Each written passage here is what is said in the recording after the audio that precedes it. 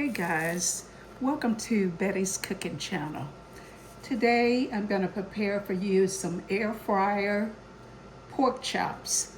Okay, so what I'm going to do is go ahead and add the pork chops to a plastic bag with 1 cup of buttermilk.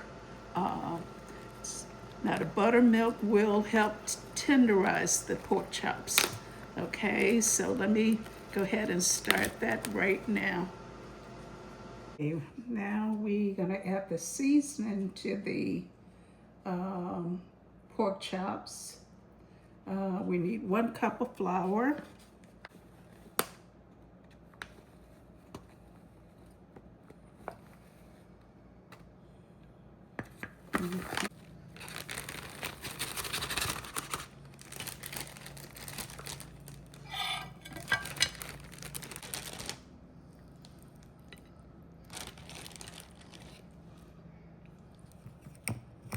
Okay.